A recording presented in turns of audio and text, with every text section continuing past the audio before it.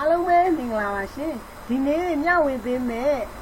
tình anh là gì à bạn ấy solution VLOOKUp function mà nó VLOOKUp mà solution có anh nhái gì vậy VLOOKUp function tông đi nhái gì vậy thì anh ấy biết đó anh chơi cái trả số VLOOKUp function tông đi lấy hộp bây giờ nhau với bên mà bạn ấy solution key bỏ nó key cái bên khu thì sang mẹ bây giờ solution thì cái về bỏ nó đó là một cái gì mà item number ပေါ့နော် key column ပေါ့နော် key အနေနဲ့ထားတယ် item number ဆိုပြီးတော့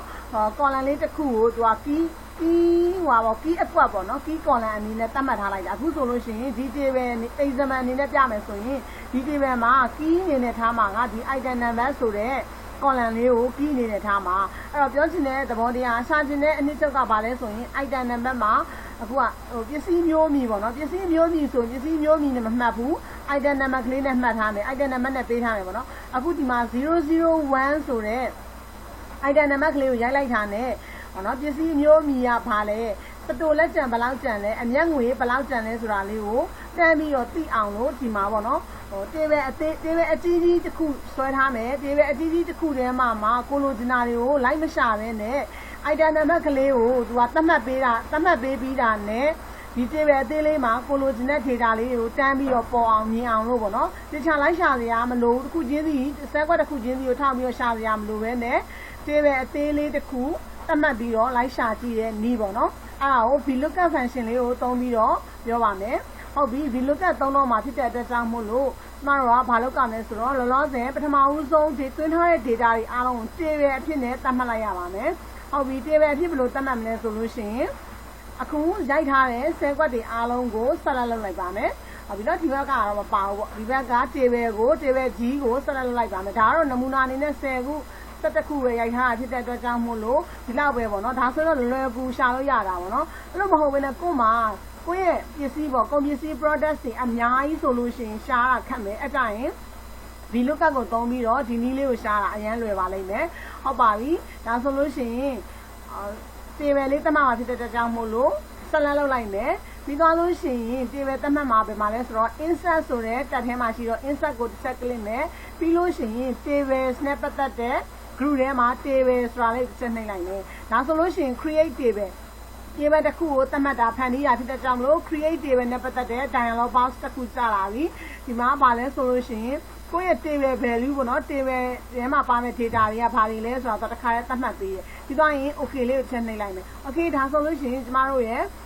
exam နဲ့ရိုးရိုး set ထဲမှာရိုက်ထားတာတွေအကုန်လုံးက table တစ်ခုအနေနဲ့သူက define သတ်မှတ်ပေးထားပြီးသွားပြီဖြစ်သွားပြီဒါဆိုလို့ရှိရင်ကျမတို့က item number မှာ001လို့ရိုက်ထားနဲ့အောက်ကပစ္စည်းအမျိုးအမည်တို့ store လက်ကျန်တို့အမျက်ငွေတို့တွေကိုကြာလာစေဖို့အတွက်ကျမတို့က VLOOKUP သုံးပြီးတော့ VLOOKUP function လေးကိုသုံးပြီးတော့ရေးလို့ရပြီပေါ့နော်ဟုတ်ပြီ item number က001လို့ရိုက်မယ်ပေါ့နော်ဒါဆိုလို့ရှိရင် item number က001လို့ပေါ်ဖို့အတွက်ကျမတို့ကဒီထဲမှာပြန်ပြီးတော့နော်ဟိုဟာလေးအဖောင့်ကိုခေါ်လိုက်မယ်ပြီးတော့ number ကိုခေါ်လိုက်မယ်ကျမတို့ test ကိုတစ်ခါရွေးထားလိုက်မယ်နော် test ကိုရွေးမှ3331ဆိုပြီးတော့အရှိမ3ကဏ္ဍ3331ကလေးရိုက်လို့ရမှာလေ3331ဆိုပြီးတော့ဒီလိုရိုက်လို့ရမှာဟုတ်ပြီဒါဆိုလို့ရှိရင်ဒါ item number ကို3331လို့ရိုက်လိုက်တာနဲ့ပစ္စည်းမျိုးမီနေရာမှာဗလာစာဥဆိုတာတန်းကြလာမယ် store လက်ကျန်ဆိုတဲ့နေရာမှာသူ့ရဲ့လက်ကျန်လေးတွေတန်ဘယ်လောက်ကျန်လဲကြလာမယ်အမျက်ငွေဘယ်လောက်ရှိလဲဆိုတာတစ်ခါတည်းကြလာမှာပေါ့နော်ဟုတ်ပြီဒါဆိုလို့ရှိရင်ကျမတို့က table ကိုလည်း define ပထမဦးဆုံးအဆင့်အနေနဲ့ table တစ်ခုကို define လုပ်ပြီးသွားပြီပြီးရင်စပြီးရေးပါတော့မယ်ရေးတော့မယ်ဆိုလို့ရှိရင်ကိုပေါ်ခြင်းနဲ့ကို VLOOKUP function ထည့်ခြင်းနဲ့ cell ဘက်ပေါ်မှာ check ကလေးလိုက်ရင်ပေါ့နော်ဒါကို current cell ထားတယ်လို့လည်းခေါ်တယ်နော်ဟုတ်ပြီတစ်ချက်ကလေးလိုက်မယ်ပြီးတော့ရင်ဗမာလဲဆိုတော့ J3 ပေါ့နော်ဒီမှာ check ကလေးမယ်ပြီးသွားလို့ရှိရင် fx ဆိုတာလေဒီနေရာလေးကလေ function ထည့်တဲ့နေရာလေးပေါ့နော် formula ထည့်တဲ့နေရာလေးသူ့တစ်ချက်နှိပ်လိုက်မယ်ဒါဆိုလို့ရှိရင် insert function ဆိုတဲ့ဒီ dialog box ကြာလာပြီဆိုလို့ရှိရင်ကျမတို့က VLOOKUP ဆိုတာလေးကိုလိုက်ရှာလိုက်မယ်တကယ်လို့ဒီနေရာမှာမရှိလို့ရှိရင်လည်း VLOOKUP ဆိုတာလေးကိုဒီ type a brief description ဆိုတဲ့ဒီနေရာပေါ့နော် search for a function ဆိုတဲ့နေရာမှာ VLOOKUP လို့ရိုက်လိုက်လို့ရတယ်နော် VLOOKUP နော် VLOOKUP လေးကိုယူလိုက်မယ်ပြီးရင် okay လေးကိုနှိပ်လိုက်မယ်ဒါဆိုရင် VLOOKUP နဲ့ပတ်သက်တဲ့နော် function နဲ့ပတ်သက်တဲ့ dialog box ကြာလာပြီပေါ့နော် function argument ကြာလာပြီလို့ဆိုရင် lookup value ကဘာကိုထည့်မှာလဲဆိုတော့ဒီ item number ကိုကျမတို့က မူတည်ပြီးတော့သွားမှာဖြစ်တဲ့ကြောင့်မလို့ item number ရှိတဲ့နေရာကပါလဲဆိုတော့ J2 ဟုတ်ပြီ J2 set ကပေါ့နော်ဒီနေရာလေးဆိုတော့သူ့တစ်ချက်ကလစ်လိုက်မယ်เนาะ J2 set ကကလေးကိုကလစ်လိုက်မယ် table array ဘယ် table ကိုအသုံးပြုမှာလဲဆိုတော့ကျမတို့အသုံးပြုမဲ့ table ကဒီ table လေးခုနကတော့သတ်မှတ်ခဲ့တဲ့ table ပေါ့နော်ဟုတ်ပြီအဲ့ဒီ table ကိုပဲသွားပြီးတော့ select လုပ်လိုက်မယ်အကျန်းလွယ်ပါတယ်သူ့ကို select လုပ်လိုက်မယ်ကိုယ့်ရဲ့ table ဘယ်လောက် area ရှိလဲရှိသလောက်ပေါ့နော် select လုပ်လိုက်မယ်ဒါဆိုလို့ရှိရင် table array လေးပြီးသွားပြီ column index number ဆိုတာလေးရှိရဲအဲ့နေရာလေး check လေးလိုက်မယ်ဟုတ်ပြီကျမတို့ကအခုကဖယ်နေရလဲပစ္စည်းအမျိုးအမည်ဆိုတဲ့နေရာလေးမှာပေါ်တင်တာပေါ့နော်ပစ္စည်းမျိုးမြည်မှာဘာပစ္စည်းမျိုးမြည်လဲဆိုတာပေါ်တင်တာဆိုတော့ဒီ table လေးကိုကြည့်လိုက်မယ်နော် table ကိုကြည့်လိုက်လို့ရှိရင်ဒါ column အရေး number နဲ့သူကပြောတော့မှာလေ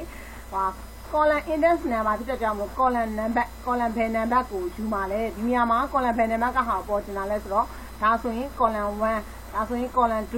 3 4 5 6 7 8ပေါ့နော်ဒါဆိုရင် column 8ခုရှိရဟုတ်ပြီဒီမှာပစ္စည်းအမျိုးအမည်ကဘယ်နေရာဘယ် column လဲဆိုတော့ column 2ပေါ့နော် column 2မှာဖြစ်တဲ့အတွက်ကြောင့်မို့လို့ဒီမှာ column index number ဆိုတဲ့နေရာမှာ2လို့ချိန်လိုက်ရနော်2လို့ရိုက်လိုက်မယ်ပြီးလို့ရှိရင် range lookup ဆိုတဲ့နေရာမှာ false ပြီးလိုက်တယ် FALSE false ဒီ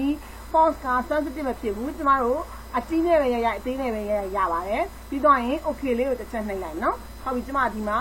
ဘာမှမရှိရသေးလို့ပေါ့နော် item number ကိုမှမရသေးလို့003ကိုဒီမှာရိုက်ကြည့်လိုက်မယ်003ဆိုလို့ရှိရင်ဘာလဲဆိုတော့ပေတန်းနဲ့ဟုတ်လားတစ်ချက်ကြည့်လိုက်မယ်003ကပေတန်း okay ဒီလိုမျိုးပေါ်အောင်ပါပေါ့နော်ဟုတ်ပြီ003လို့ရိုက်လိုက်ရင်ကွန်ပျူတာမျိုးအများပေတန်းလို့ပေါ်ပြီးတော့ store လက်ကျန်ဘယ်လောက်ကျန်တာလဲကိုလည်းတစ်ခါတန်းကြည့်လို့ရအောင်လို့ဒီမှာဆိုလို့ရှိရင် store လက်ကျန်61เนาะဟုတ်ပြီ61လို့ပေါ်အောင်ပါဒါဆိုရင်ဒီနေ့ကျွန်မ formula VLOOKUp မထည့်ရသေးဘူး VLOOKUp function ထည့်ရသေးဘူးဟုတ်ပြီအဲ့တော့ထည့်တင်တယ်ဆိုရင်store လက်ကျန်နေရာမှာကျမတို့ current ဆက်ထားလိုက်မယ်ပြီးသွားလို့ရှိရင် function ပေါ့နော် insert function လေးကိုဆက်ပြန်နှိပ်လိုက်မယ်ပြီးသွားရင်ကျမတို့ထည့်တင်တာ VLOOKUp ဖြစ်တဲ့အတွက်ကြောင့်မို့ VLOOKUp ကလေးကိုရွေးမယ်ပြီးရင် okay လေးကိုနှိပ်လိုက်မယ်ဒါဆိုရင်စမ်းအတိုင်းပဲပြန်ကြလာပြီပေါ့နော်ကြလာပြီဆိုလို့ရှိရင် lookup value ကဘယ်နေရာကိုကြည့်လိုက်မှာလဲဘယ်တန်ဖိုးကိုကြည့်လိုက်တာနဲ့အခု VLOOKUp function လေးကိုတွတ်တော့မှာလဲဆိုတော့ကြည့်မှာကဒီနေရာပေါ့နော် item number ကိုကြည့်မှာဆိုတော့ item number လေးကိုတစ်ချက်ကလစ်လိုက်မယ်ဟုတ်ပြီ J2 ပဲ table array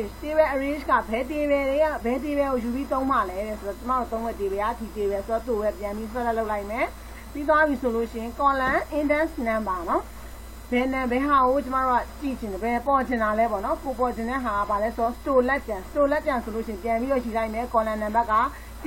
3 4 5 6ဟုတ်ပြီ store လက်ကျန်က column 6မှာရှိတဲ့အတွက်ကြောင့်မို့လို့ 6ကိုကျမတို့ရိုက်လိုက်မယ်ပြီးလို့ရှိရင်